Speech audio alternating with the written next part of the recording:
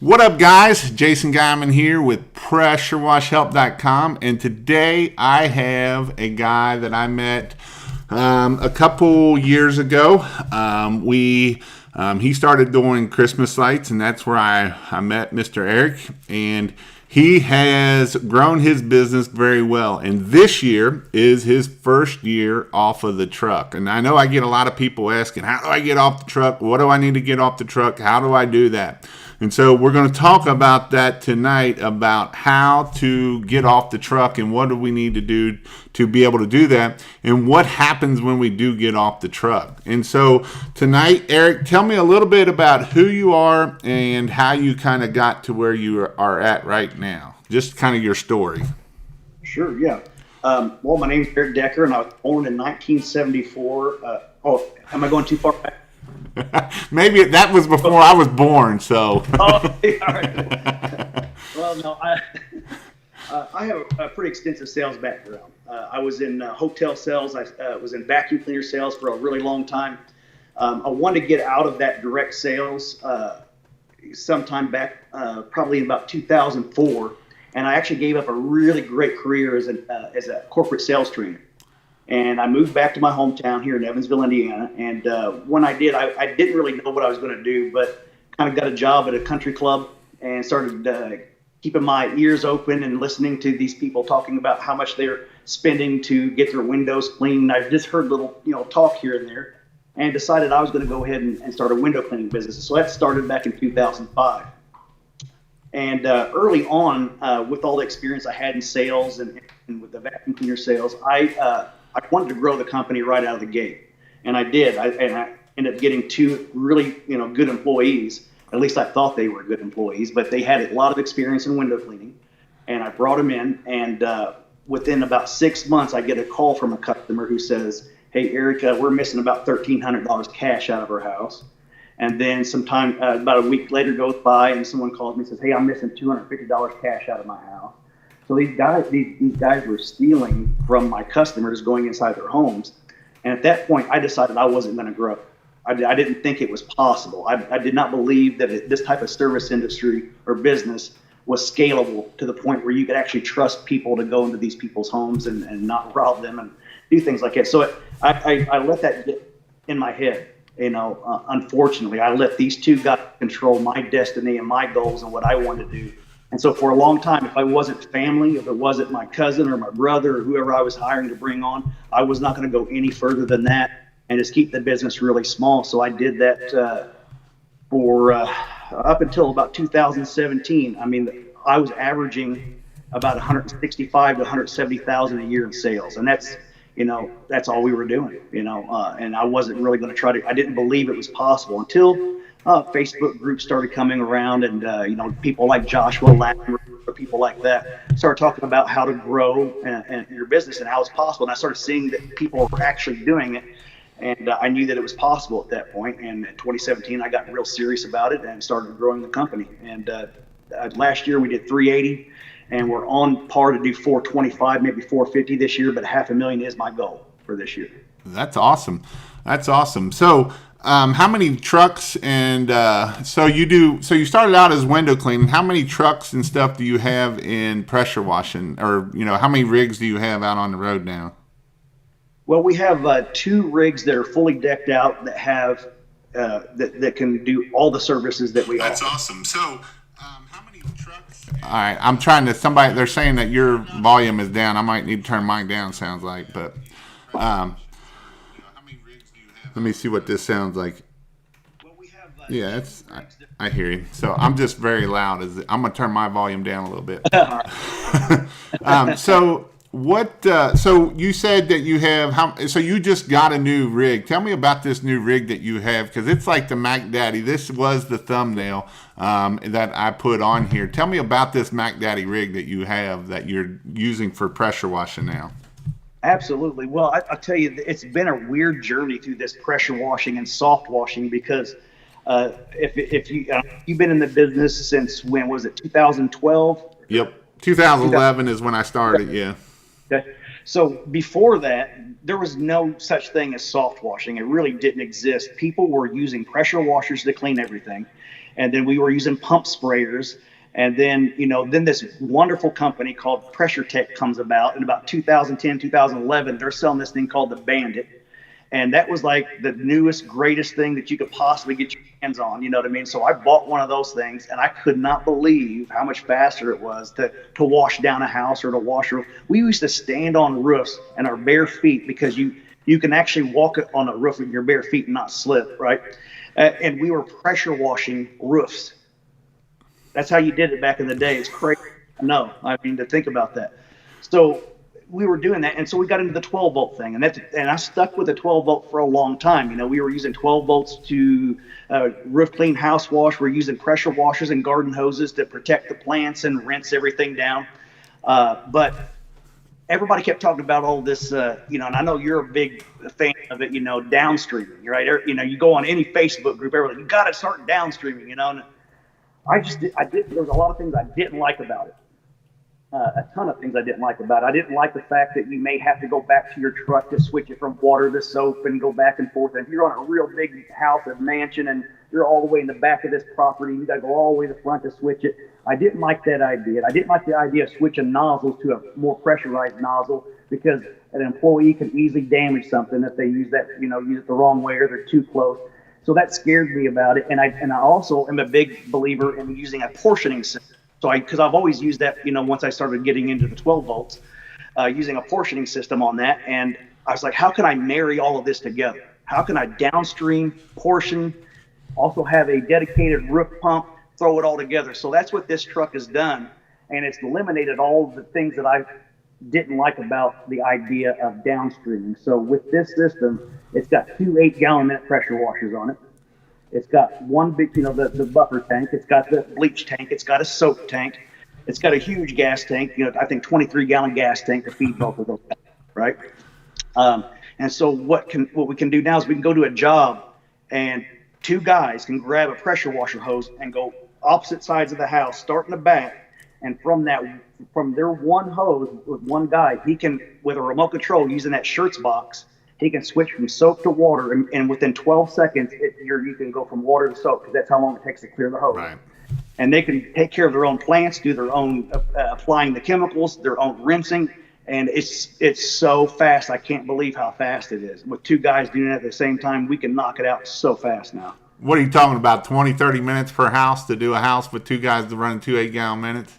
Depends on the size, but I can tell you this, from going from using a 12-volt system and a pressure washer rinsing, we're probably 5 or 6 times faster now with this, and compared to just downstreaming with one and having to either swap out your tips or going back to the truck, I would imagine it's got to be almost twice as fast. I mean, you're using 2 guys doing it at the same time, so I mean, I don't know. I don't have anything to compare it to other than 12-volt, so I have no idea. I know it's crazy fast, yeah. And so this is your 3rd truck that you got on the road, correct? 3rd truck, yes. Gotcha. So let's talk a little bit about what this year, 2020, was the first year coming off the truck. Tell me the experience of how, I know we had talked about in the beginning you couldn't trust nobody because they were robbing you blind and stealing from you. And, and then that can happen. That can happen to, that's trying to find the right people. And I mean, we've had it happen to us. I've had engines stolen. I've had a whole freaking pressure washer stolen. And so, it does happen. It happens, and it sucks, and it does happen. But that said, tell me what you've done to try to get off the truck and the steps you've taken to get off the truck so that way you could actually run your business versus being in your business. Absolutely, yeah. I think this transition kind of started in 2017, as I said, and one of the things that I wanted to do is I wanted to automate everything as much as possible so I could be in the field and not have to worry about answering the phone all the time. And I know for years everybody's like, you have to answer your phone, you have to answer your phone. And, sometimes, when you have a consensus like that, there's truth to it. But I think sometimes people just kind of get to where they believe that there's no other way to do it because that's what everybody says you should do. I found a way to do it and not answer the phone during this little transition period, which is using responsive bit and using a very clever greetings message. So when you call and it goes to my greetings message, it's funny. People laugh. I've had for years people say, "I love your greetings message. It's so funny," and it'd be something like, "Hey, you read Eric with Cloud9. I'm probably hanging on to a ladder for dear life," and I'll kind of go into what we're going to do, and I would get them to go to Responsive Bid or go to our website so they can fill out and get their own estimate. So I allow them to get their own estimate through that, and that allowed me to automate that part of it while I could focus being in the field, training people, getting people ready to go, so I could make that transition and come off the truck. And so that was, but it's a scary thing. And as you start moving towards that, there's these little weird steps that you have to take, and we're still in some of those weird little, areas of it. So that was probably the hardest thing for me to do, was get off the truck, and to allow, because I've always, nobody can do it as good as I can, and that's not always true, and it took me years to get off the truck, and I know it did for you too, but getting off the truck is probably one of the hardest things to do. There's two hard things that you got to do. One, when you go full time, is a hard thing to do, and then two, when you go getting off the truck. And when you get off the truck and we start working on our business versus in our business, and so I'm going to back up here a little bit, because ResponsiBid is an amazing thing. ResponsiBid is one of these tools that, if it's used right, and Eric he put all the videos in it, and so you go step by step and telling you what to do to make you get to the next step, and what each thing has will help your close rate go higher. And so by using ResponsiBid too, we not only do that, but we get higher tickets. I actually filled out a ResponsiBid for a good friend of mine, Teak. And today, I just got it up this past weekend, and today he sends me a message saying, I just sold a $1,400 job by using ResponsiBid. $1,400 job. He's like, I would have never even bid it even close to that. I would have bid. He's like, I would have only thought this guy would have did the bottom package, and he said he would have probably did even the whole thing even more if he didn't already quote the concrete at a cheaper price than what I already had it. So that $1,400 ticket is that. So tell me, by how you're using ResponsiBid, how has that helped your business grow more than anything? Probably that's probably one of the biggest things that's helped it grow. Yeah, I mean, ResponsiBid, we could talk all day about ResponsiBid, and I'll try to keep it short and sweet. But some of the great things about it is, one, you are offering several different options. Just giving somebody a bid like we did back in the day, where we would somebody says, I want a window cleaning estimate for inside and out, and you just write up a little paper estimate and hand it to them. This is a lot more sophisticated, it's more professional, and you're offering them options. People love to see those options, and it gives them a sense of maybe they don't need to shop, because you're trying to provide something where it could fit anybody's needs or anybody's budget. Somebody might look at that lower and go, well, I just don't have a lot of money, and I just want this basic thing done. And you got somebody who really has high expectations and a higher need, then they're going to look at that premium or somewhere in the middle. And so you're going to have more sales because you're giving them options, and they feel good about having options. And I think that it's helped keep people from shopping so much, because you can get them an estimate just like that.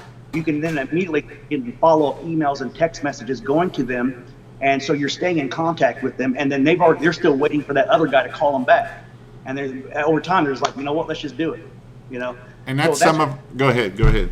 No, I was going to say that having the options, having the follow-ups, that's one of the things that's great about ResponsiBid. But the automation of doing it, once you've got it set up and you did that for that guy, it took me an entire winter to sit down and figure out, and I'd have to test run it. I'd say, well, what if it was kind of this size house, and what if this thing was added to it, and look at the estimate, and I'd use it based off jobs I've already done, and trying to run an estimate through that to test it to see if it came out where I actually went out and did an on-site estimate, if it really matched up. And it took some time to tweak it and make little adjustments here and there to get it dialed in. But once you've got it dialed in, it's gold.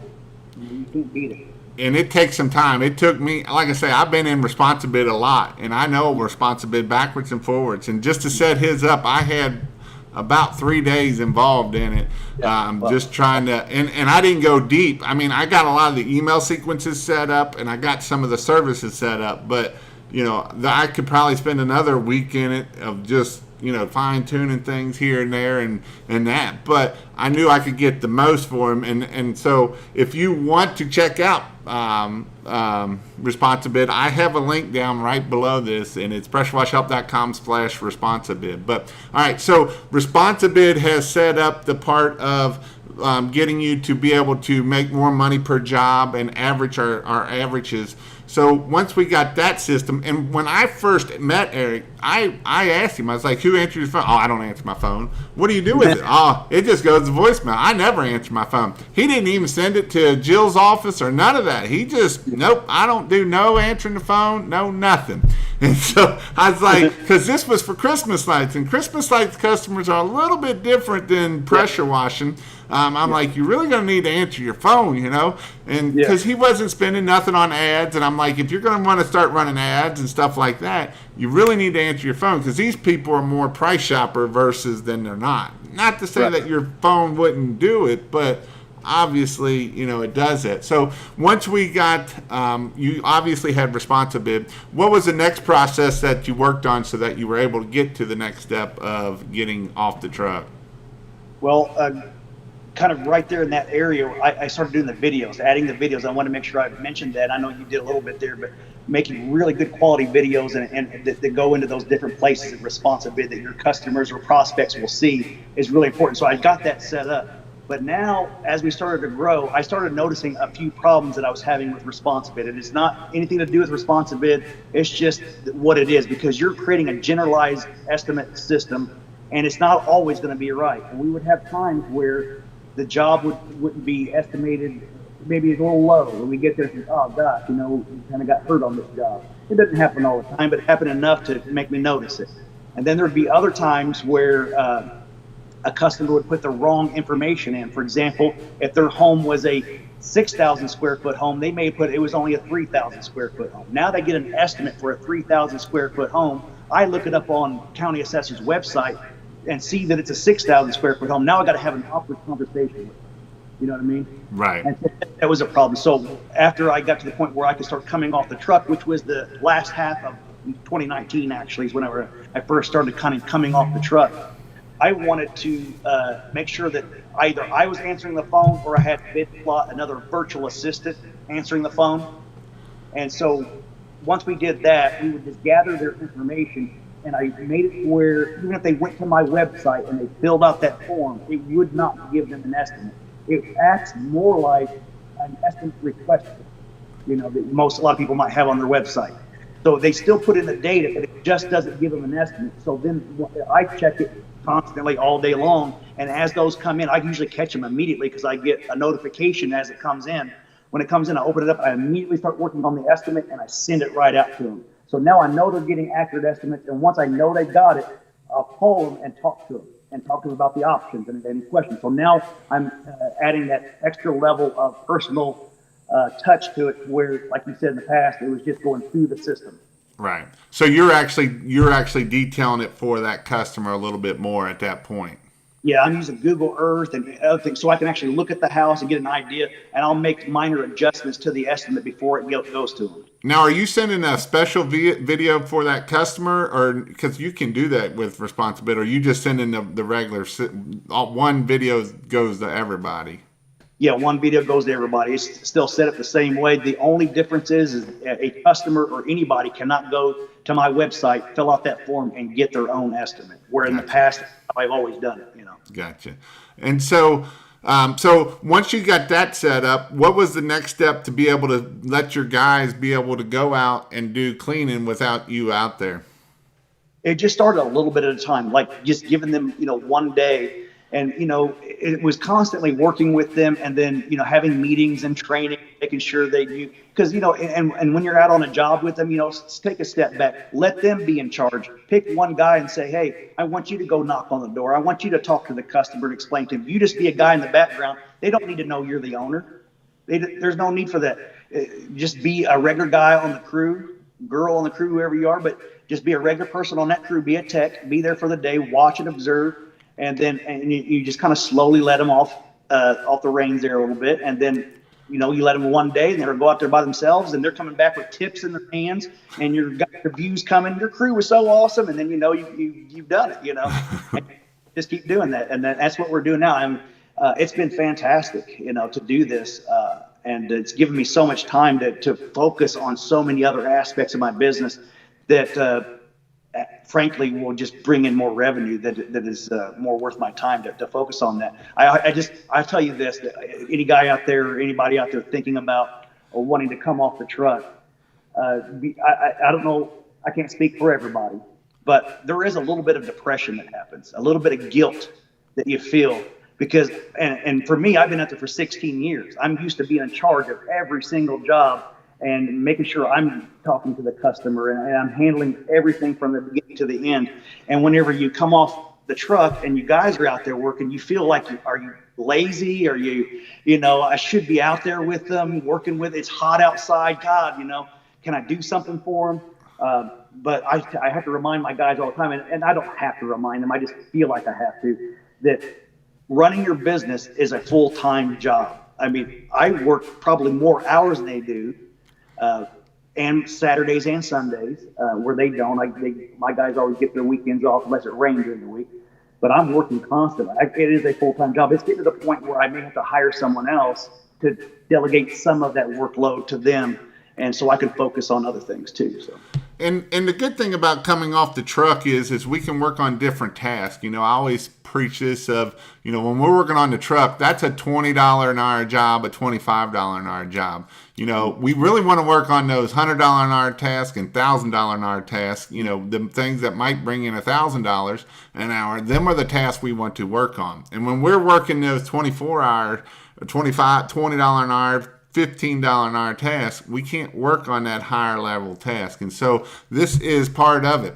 But to be able to do that, we need to put systems in place for our guys. And that's kind of what you were talking about, of letting them go up there and doing that. And you're just putting systems into place. So some things I did to put systems in place is, and there's different ways of doing it. You can do it on your phone. You can do it of check sheets and stuff like that of, all right, when you get there, this is a check sheet that you fill out. When you're done, this is a check sheet that you fill out. And on this check sheet, we're doing certain things of, we're making sure we're getting pictures, because the best thing I always love is, Jason, I screwed up his house. How do I fix it? What, do you got a picture? No, I forgot to take a picture of that. Well, guess what? I can't help you out.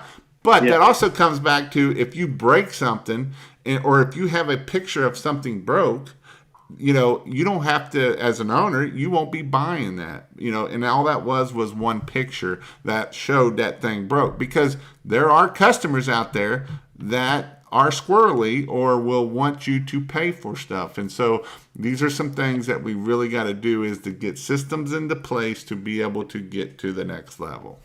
That's a great point. That's exactly what you have to do. Everything needs to have a system. Everything needs to be automated, so that everybody's on the same page. You can't just have, they say that even if you don't have systems, that's still a system, right? It is.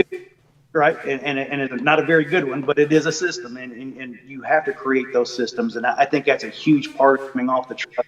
Now, I was telling you how you feel guilty about coming off the truck. Now I hate it when I have to go out in the field.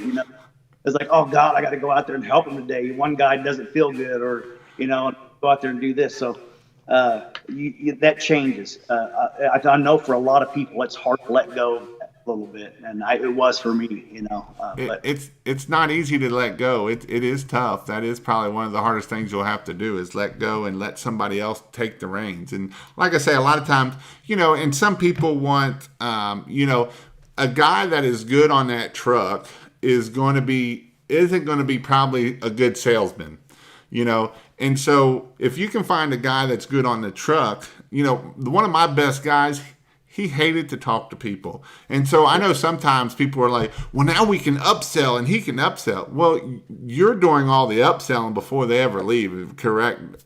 Yeah. I mean, that's kind of the whole purpose of responsibility, is the whole part of upselling. And even when I was in business, if they wanted to upsell, they had to call me to make sure that it was able to be done, because there's no reason I wouldn't otherwise, because this is what happens when your guys try to do stuff, and especially they'll be like, oh, I'll just do cash under the table.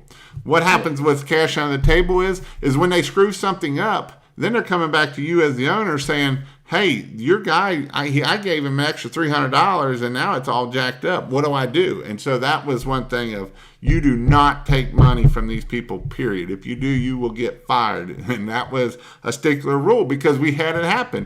One guy went up to clean out the gutters and wasn't going to charge. The next thing you know, he damaged his gutter, didn't say nothing. Now they're calling me saying, hey, my gutter's jacked up. And so I know you kind of had the same thing of people stealing, but, it's kind of setting systems in place of, even having a manual, your employee manual, so that way they know what happens if you do something stupid.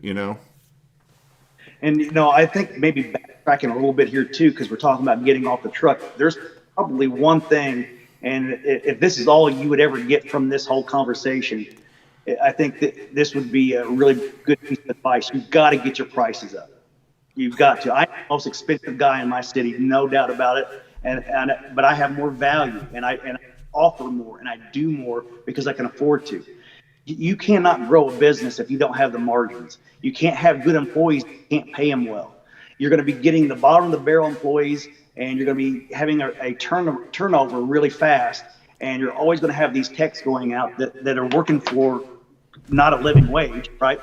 And it's just not a good way to run a business. And so you got to get those prices up, because believe me, I cannot believe how much money comes out, of our business every month. It's unbelievable at this level, because, just a couple of years ago, we were doing $165,000 a year.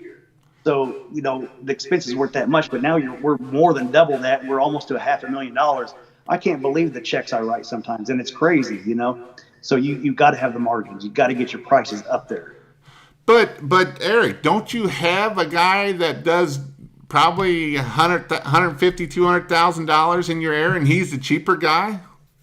Yeah, well, that comes down to sales. That comes to using those automated systems. Like the very first email that goes out after they get an estimate, it explains, and I tell them bluntly that if you're looking for it doesn't say this, I'm not saying it word for word, but in essence, what it's saying is that if you're looking for the cheapest guy, Cloud9's not for you. Basically, we offer this, we do that. We pay our guys a living wage. We have the very best technicians. That's who we want to send to your home, blah, blah, blah. There's a pretty good couple paragraphs there that explains that, we guarantee you can find somebody cheaper, but here's the thing, you get what you pay for. And it just kind of spells that out in a more professional way. I'm not that blunt for them. But that's part of the sales part of it. It's part of explaining and showing the value of your company. And I'll tell you what, those guys out there that are cheap like that in my area or anybody's area, they're not a threat anyway. They don't have the margins to grow. They're only going to do a small bit of business every single year. They're never going to really compete with you on a large level. They're only going to get the little scraps that they get. They won't be able to scale their company, grow their company, and they're not a threat. I know a lot of guys on these Facebook groups are like, they're all threatened by these $99 guys with their $99 signs and all these kind of things like that. They're not a threat to you if you're growing. It's nothing to worry about. And you know what? If they do start to grow and you're growing too, put an ad out. I'm hiring pressure washers at $25 an hour, and watch the guys come running to you. And that's another way to beat the competition. If you can pay more, you can just take their employees. Yep. And so this is something that Eric is really good at, is sales. Eric is one of the guys that used to go into people's houses and sell $5,000 vacuums, and this was a long time ago. And so Eric is a great salesman, and that's another reason, not just to get off the truck, but this was another reason why I wanted to get Eric on, because when I met Eric, it's like, man, you are an amazing salesman. And so what are some things we can do to help us sell higher and to give more value? Obviously, I know some people will be like, well, I'll just clean more. But you're not charging. Just because we clean more and not charge doesn't do us no good at the end of the day, does it? It doesn't do any good at all. I think you have to, I don't know any way to really articulate this other than to say that it's every single aspect of your business, every bit of contact, if it does go to voicemail and they call, what's your greetings message like? If it's being answered, what are you saying? are, it's every single part of the business. It's taking them through, getting the estimate, the follow-ups. All of these things make a huge impact. Is getting those things really dialed in so that, I don't know, if people just feel really comfortable. And I get these kind of reviews all the time. People say, oh, our house looks wonderful, but they'll say the communication was amazing. The way that they followed up with us after the job was amazing. All these little things, those things matter. That's the value you're adding, and how you can, charge a higher price than some smaller competitors, because you're offering a lot more value to that, and you have time to do that. And that is perfect thing, because I've always said it's always the little things. It's a little thing here and it's from the very beginning. It's from when they look at you on the website. On your website, you got a video explaining what's going to happen next. And when we take these customers through this customer journey and we hit everything we want, we're even hitting it all the way to the end to get that 5-star review, because if we can get a 5-star review from a customer, that will blow up our business bigger than anything. Honestly, I almost think the 5-star reviews are just as important, if not more, than referrals at the end of the day. Customer saying, hey, he did great, he did. And just like what you were saying, he didn't just wash my house, because at the end of the day, she's not going to remember who washed her house, but she will remember that a customer experience of this was, he made me feel comfortable and whatever you want to be. You know what I mean? Right. That's why our name's Cloud9. That's how we want. It's not about us. It's about how we want our customers to feel. That's why we named it Cloud9. It's the experience that we want our customers to have. And that's a great point of the experience is what we want, because at the end of the day, I always say this: we're not selling pressure washing. We're not selling clean, we're selling time. At the end of the day, anybody can go wash their windows, anybody can go pressure wash, anybody can do that. At the end of the day, we're selling time and experience. What that experience made for them is going to be a lot of what's going to happen from there on out. That makes sense? Absolutely. And so, so what are some tips that we might could use to be able to make sure that we are using those tips to sell better value? Or what are some tips that that might help us sell value versus time of, I'll just add more services and stuff like that? Right, yeah. Well, we're kind of going back to what we were talking about earlier, too, and that's if you don't have responsibility to get something like that or build something like that, selling in this business is so easy. I mean, try going to, go to somebody's house and try to sell a vacuum cleaner that they weren't expecting you to show up. They're knocking on your door. 2 hours later, they're still sitting in your living room, and you're signing a contract for a $2,000 vacuum cleaner that you didn't really have any intentions of buying. If you can sell that, you can sell somebody to get their house washed. I think that's pretty simple. So, but I can tell you some tips, some things. First of all, if you don't know who Zig Ziglar is, go find him. He's go look at his books, and you need to understand the art of sales and how that works. It is a skill set in its own. You could be a great pressure washer, but you may not be a great salesperson. Polish up on your sales skills, your communication skills, just the psychology of sales and how that works. Those are all really important things to learn. But more specifically in the business, once you've got some of those foundations of what sales is and how that works, I would say, having something where you're giving multiple options, and that's something I say on my radio commercials, and which are doing awesome, by the way. But on different commercials and stuff that we're doing where I'm on there talking about that, is that, with that, giving those 2 or 3 or 4 options on a service of different packages, we have something for everyone's budget or everyone's needs. I'm trying to fill that to where, because if you get an estimate for something, you may want to get multiple estimates. But if I already give you multiple estimates, then I've already stopped you right there. You do just shop here. You don't need to go anywhere else. If you want to go on the cheap end of it, I got this for you. If you want the very, very best, well, I got that too. So giving options is extremely important. Having a good follow-up system after they got the estimate. I know a lot of guys like to go out and do on-site estimates. I don't know how they do that. Maybe I need to take a course on that because I get so many leads and so many estimates coming in. There's no way that I could go out and do that and also focus on the other areas of my business. There's just no way I could do it. I'd have to hire a sales force that went and did that. And now that's a bigger cost. And so I don't want to, because I see guys doing that too. They've got 2 or 3 salespeople and they got cars and they're paying for the cars that are all decked out and they're going out and doing that. That's got to cost a mint. And I'm not going to, that doesn't make sense because ResponsiBid does it, that for me, having a system like that that's automated. I would say another tip to that is, because I was doing pretty well. I had about a 50% closing average with just letting it run through my phone. I'm up to a 58%. So I've gained 8% by making sure that I'm doing the estimate myself and sending it to them and making a phone call and having a conversation with them. So, are you calling them the next day, or when are you calling them the next day, or no? No, I usually will call them immediately after I know that I have sent the email to them and the text message to them with the estimate in it. And I'll call them and let them know I've sent that to you. And a lot of times they're like, well, hey, let me pull it up real quick, and they'll pull up the estimate. I'm like, oh yeah, here it is. And then you can start talking to them and walk them through the estimate if you want to.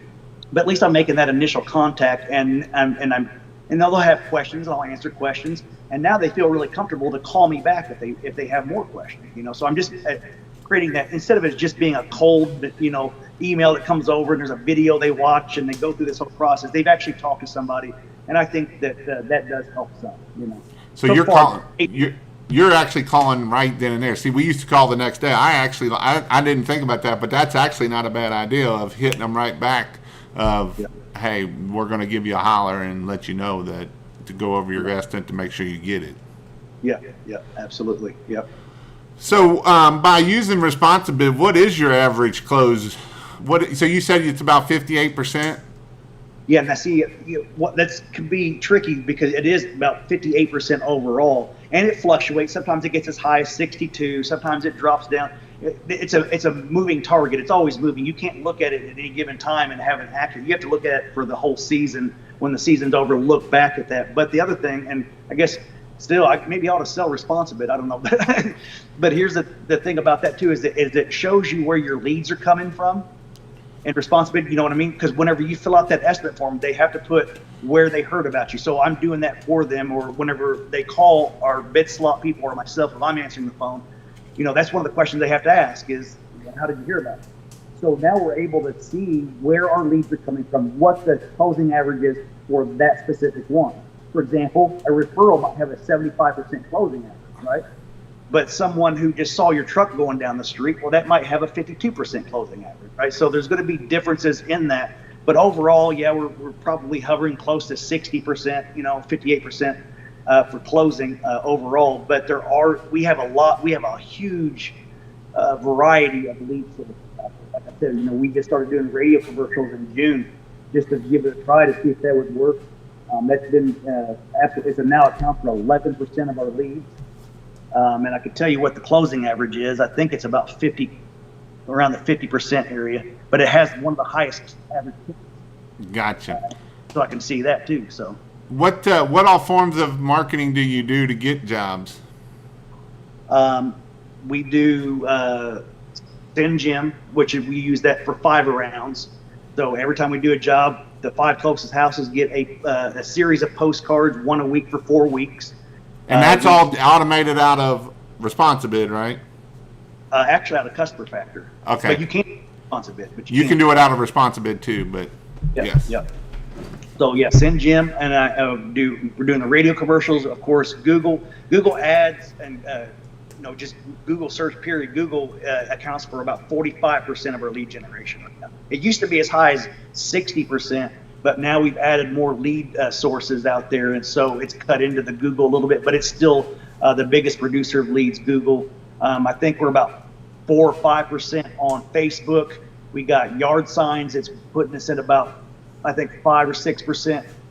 And we got, there was another one, with the radio, Facebook.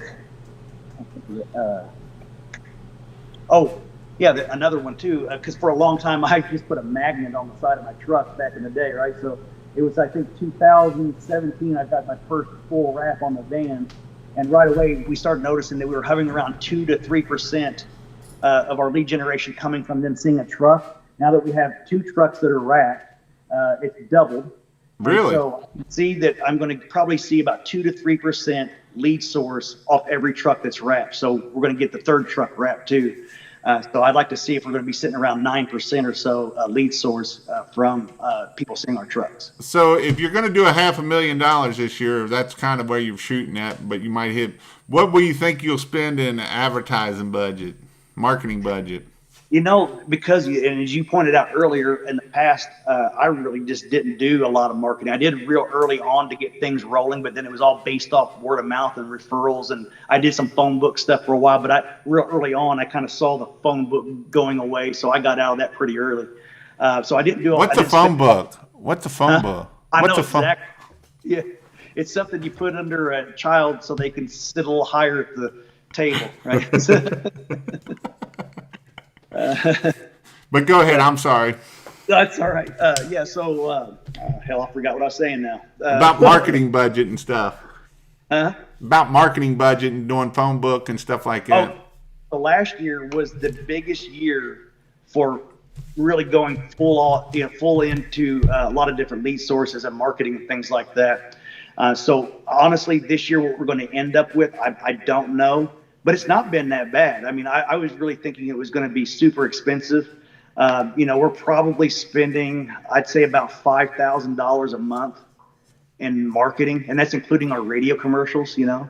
So you'll be about 10% by the end of close to 10%, maybe. I think so, and we're right now of this date right now we're at 225,000 in sales, just short of it. Gotcha. So we're close. We might hit it. Yep. Hey, Christmas lights. We don't know how that season's going to go. And so how do you like Christmas lights since you got into Christmas lights? I think I can speak for everybody in our crew. It is our favorite service of all. And if we could do it all year long, we would. And there's a guy, Fred Zimmerman. I don't know if you know who that guy is, but actually you have spoke to him because I've seen some conversations you guys have had. That guy's doing like Hallmark movie sets. Lucky. But he needs to learn how to do sales. I've had many conversations about sales because he's a 3-4. He used to be at like $3, $4 a foot, and I'm like, dude, you got to raise your prices. Yeah. And so he'll raise them for a little bit and then drop them back down. I'm like, come on, Fred, quit doing that. He's in Indianapolis, isn't he? Is he in Indy? Yeah, he's in Indianapolis. Yep. See, that's a big market, so he should be able to get more. But that's what I'm worried about here is I started off at 6, and I did pretty good the first year because I was hitting up my existing clients. And then I did the same thing, but I did a little more marketing last year, and we didn't double, what we did from the first year. We still had sales and did okay, but it's not what I was expecting. And then I found out because there's a local company here who sells Christmas light supplies, like commercial grade, like the same stuff. It's just a little more expensive, and the convenience of it is if I'm in a pinch and I need to get a bunch of C9 bulbs, I can just run over and grab some real quick. But he sells to a lot of the landscapers and lawn care people here who do it every year. And a buddy of mine got an estimate from one of them just to see where they're priced and sent me a detailed list of the estimate. They're all at $4.50 a foot. And they've been around longer than me, so I'm wondering if I should try 1 year and go down to $4.50 or $5, or if I should just stay the same. I haven't made my mind up yet. Raise it.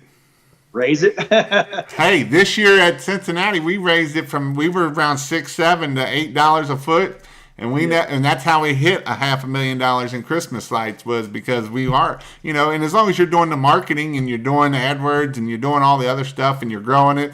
Obviously, and here's the thing, even if you're buying leads and stuff, the great thing about Responsibid is even if they decline, which I don't know if they decline, we can still send them emails saying, hey, these are some other services we offer. If we pay $25 for a lead, we might get them for a pressure washing lead or a window cleaning lead or any other thing, because that's the beauty of Responsibid or any CRM that will sit there and keep sending those emails out. Yeah. And that will sit there and fire, and that will, our decline is another whole system that once they hit decline don't mean that we're going to go pound salt. That means we're going to keep going 3 months, 6 months. Hey, here's some services we offer. They still might need window cleaning. Next year, they still might want their Christmas lights because the person did them last year might have sucked and didn't take them down. And so now that you hit them clients again. Yeah, I need to go back and do that because when I hit decline, it's pretty much just shuts it off. So I know you've talked to me about that before. I need to get in and dial that in so that I'm still hitting them because God, how many Christmas light estimates we did, and those people are now gone. I still have all their information, so maybe I could plug them back into the system somehow. But that's a really great idea to do that. I just don't know. I mean, and I know I hate things where people say things and it sounds like it's just an excuse, and you wonder if there's truth to it or it's just their own stinking thinking, But you're in Cincinnati. That's a huge, huge market, and there's a lot there. Evansville, Indiana. You've been here. You can tell that it's not a really big city. There's not much to it. You can run through this city, and with a good budget, you could probably hit everybody in this entire city with a flyer pretty quickly if you wanted to. You know what I mean?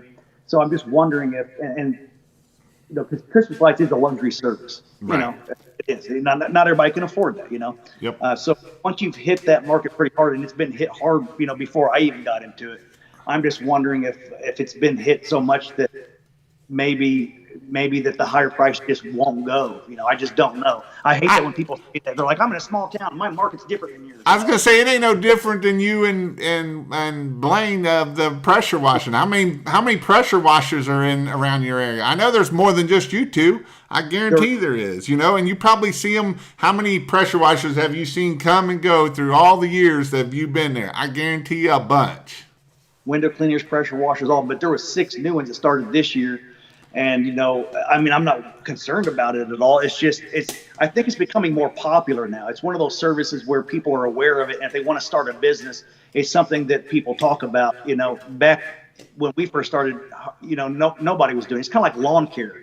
You remember whenever, first it was little Johnny next door with his little lawnmower. Next thing you know, you got these guys with giant rigs, and now they're everywhere. You know what I mean? Right. So right. I think it's happening to pressure washing too. And I'm lucky because I've been doing it for a while and I'm established and things like it. It doesn't mean that a guy starting out right now can't make it. I just think it's going to be a bigger challenge, and you're going to have to be really tech savvy and get out there and get your marketing, because doing it like I did it, just letting it coast, that's not going to work no more. Well, and I mean, it's kind of like I see guys of they don't even some of the senior guys that have been out there, they don't go after the 5-star reviews and they don't do any of that, and then they wonder why eventually it is going to dry up. But when we get and that's why I always try for instance, people will put 10 pictures on Google My Business and that's their. You got to put 100 pictures on there. And there's a reason why you got to put 100 pictures on there. You got to put 100 pictures on there because the data shows if we put 100 pictures on there, we're going to get 85 calls. If we only have 10 pictures, there was a study, you're only going to get like 3 calls. So, right. Just working that right there, a lot of times people don't do that. But the thing that really kills me is some of these newer guys is like, well, I'm going to go do SEO. I'm going to do SEO.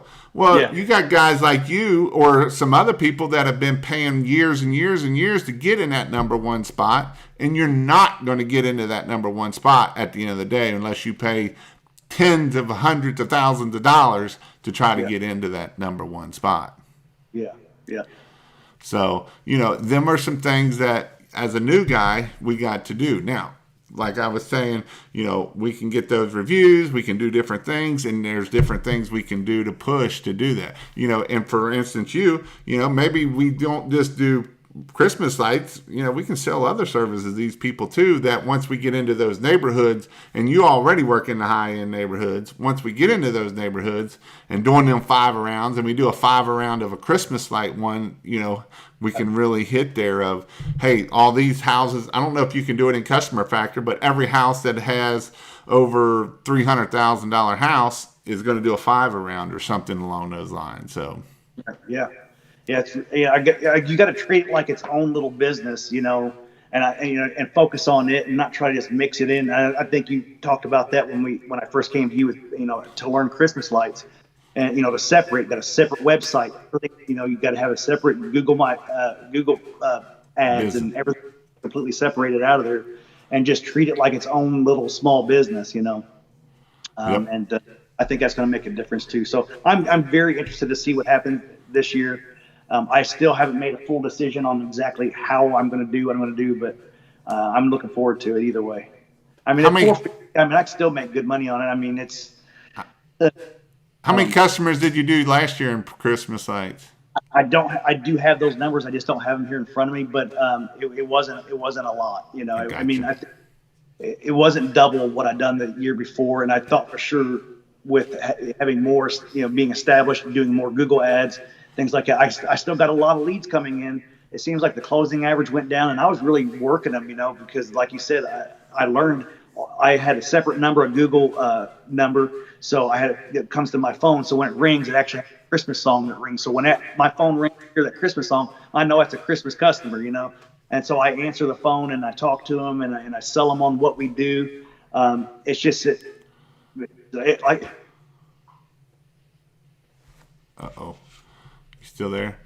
Hey, Jason, I lost you there. Reconnecting, your network is poor. All right, while he's doing that, I'm going to answer this question here. Hey, Jason, I want to start Christmas lights. How much do I need to set aside to get started? You usually can do usually you could do probably about $1,500 to $2,000 to get started with Christmas lights. I don't know if he's going to reconnect with me or not. I lost him. But yeah, so that is how much you can do to get on Christmas lights. So let's see if I can get him back on here for a few seconds, and then we'll reconnect.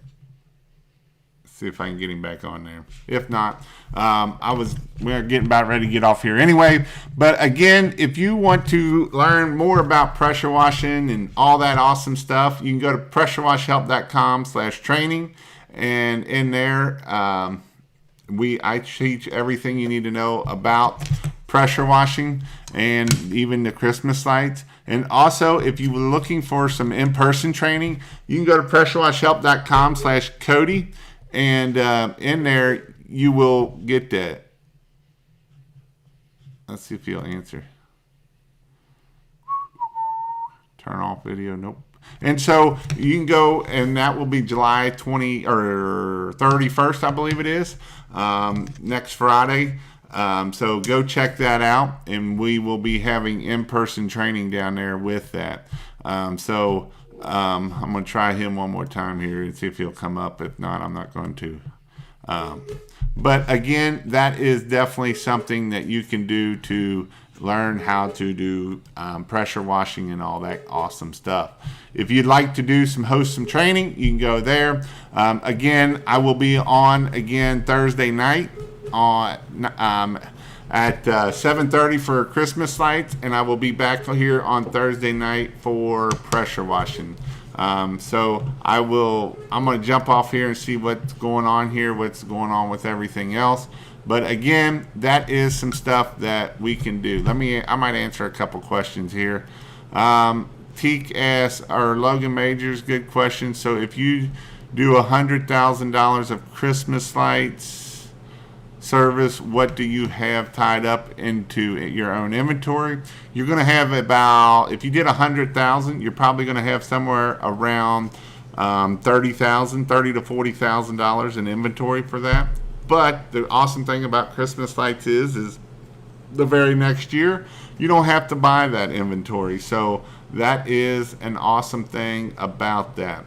I know we talked a lot about Responsibid, so here is the link for Responsibid. You can go to pressurewashhelp.com/Responsibid, and you will buy me a cup of coffee or two if you do that, and I would appreciate that.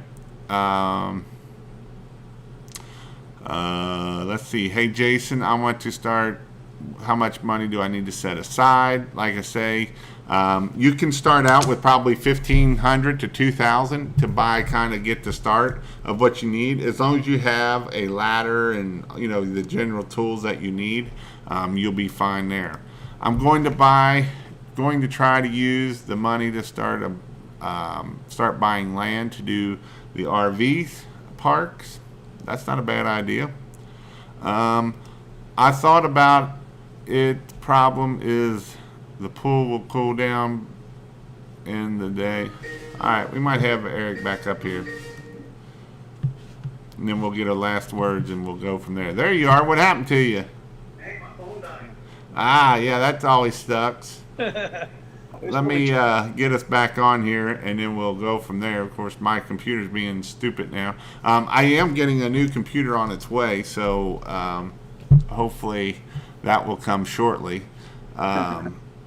let me get us both back up here for some last words. But maybe if it's going to be, but if not, you might just be voiceover. Come on. Both. Come on. Both.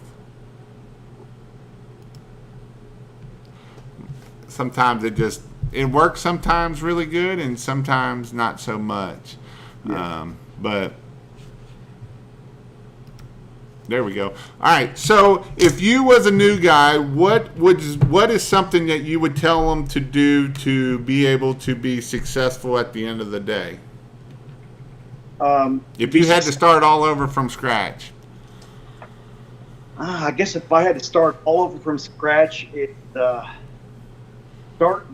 start building your business right from the get-go as if you were going to either sell it or you were going to scale it up immediately. In every way you can, start creating systems right off the bat, because it's so easy to get caught up in your own head and you know how to do things, but you have to be able to explain that to other people. So to be successful, you're going to have to start creating those systems right away. It'll make it so much easier than going years and years or a couple years and then trying to develop those systems. You can start doing those from day one. You can do that. Also make sure that you're pricing accordingly. I know it's really tempting when you're hungry for that job and you need to pay some bills to try to be that cheap guy just so you can get that sale, but you're going to pigeonhole yourself, and you don't want to be known in your community as the cheapest guy in the town, and because it's going to stick with you for a long time and you won't be able to scale up. So act as if you're going to grow this into a monster beast of a business right away, right out of the gates. That's good advice.